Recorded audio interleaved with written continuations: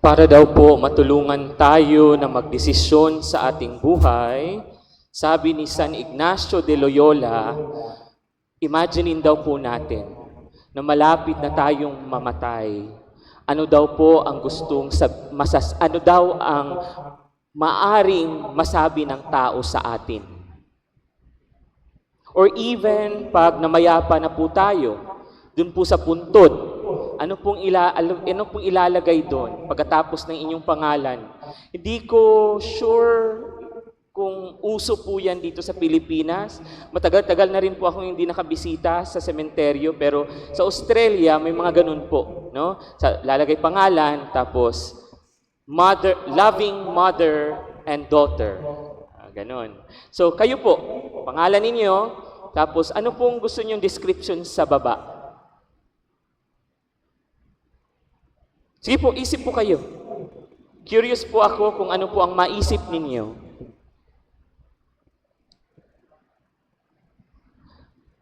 Nabigo, ngunit patuloy na nagmahal. Ano pa po? Ano pang mga example? Iniwan, pero naka-survive. Pangit. Ano kaya ang pwede niyong ilagay sa puntod ninyo pag namayapa na po tayo?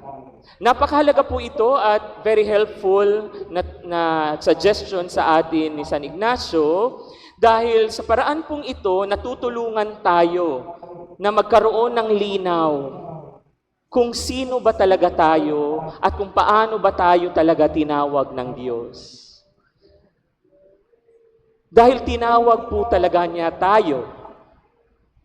Ang dapat lang nating malaman kung ano at paanong paraan niya tayo tinatawag. Narinig natin sa ating ebanghelyo na tinawag ang mga apostoles sa kanilang mga pangalan. And eventually, malalaman nila kung sino sila. At lahat po sila naging martir.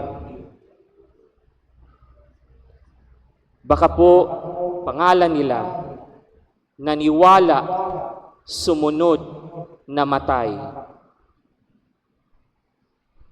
Dahil sila pong lahat. Dahil kung tunay po talaga tayong susunod kay Kristo, may kamatayan tayong yayakapin. Sa ating pong unang pagbasa, si Joseph po, kailangang mamatay sa kanyang pamilya. Sa paraang nakakatakot, dahil mismong kanyang mga kapatid, pinagtangkaan siya. Nakonsensya ang kuya, sabi, wag na lang nating ituloy, ihulog na lang natin siya sa bangin, ihulog na lang natin siya sa isang malaking butas para hindi na siya makaakyat. At baka may dumaan at makita siya. So hindi tinuloy, hindi inihulog sa Taal Volcano. At dahil doon, eventually, walang nakakaalam kung anong magiging future ni Joseph. At noong nakita siya ng mga slave trader, mga nagbebenta ng mga alipin. So, kinuha nila siya, dinala sa Ehipto, ibinenta. To cut the long story short, because it's long, naging assistant po siya doon ng kanilang in charge ng secretary ng Department of Agriculture. Ayan, wala akong maisip na ibang pwedeng ibanggit. Oh. Naging secretary po siya naging assistant po siya ng secretary ng Department of Agriculture nila.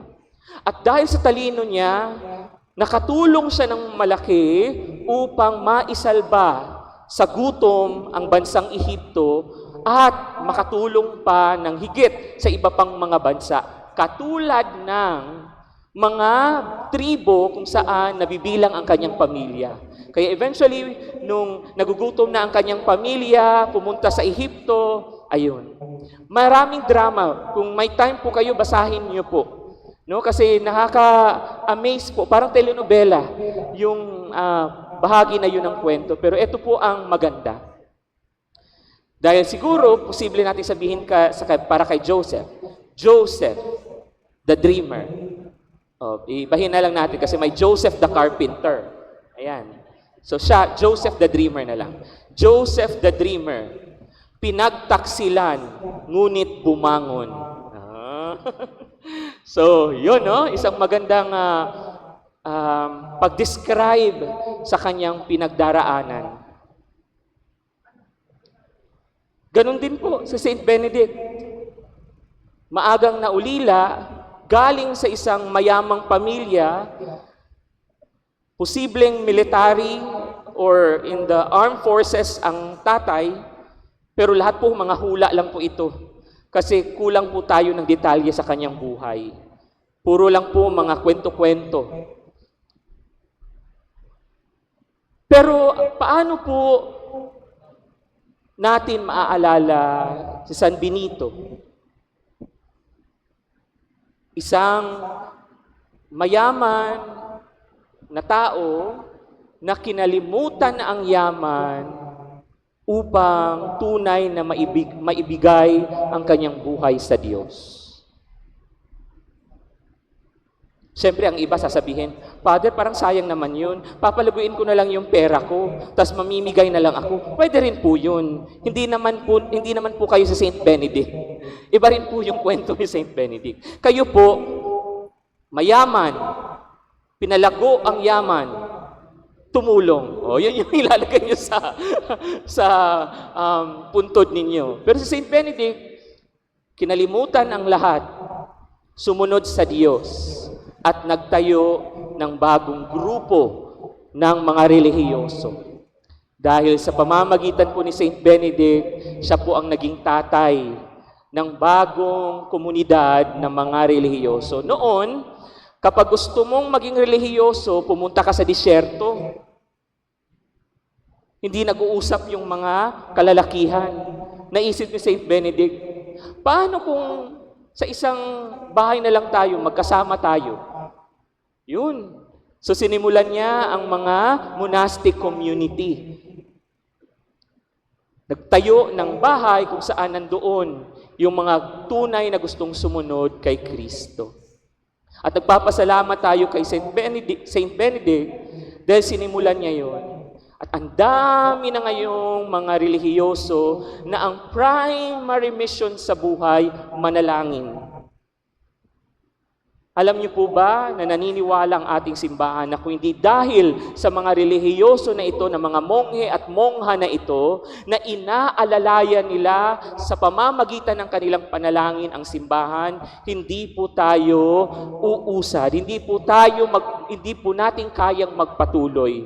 Protected and guided and assisted po tayo ng kanilang mga panalangin. Pero balikan po natin ang ating kwento. Dahil may sarili-sarili po tayong mga kwento. Paano naman tayo? Ano ang kwento natin? Sino tayo? At paano tayo maaalala ng mga tao? Kung susundin po natin ang suggestion ni San Ignacio, baka marahil madiscover natin ang ating bukasyon. Baka marahil madiscover natin kung ano ang misyon natin na tunay sa buhay.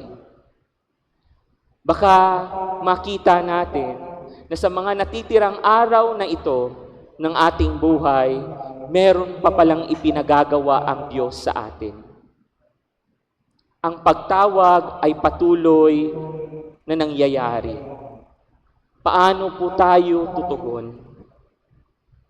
Sana, kapag nasa kabaong na po tayo at nagsalita ang mga mahal natin sa buhay,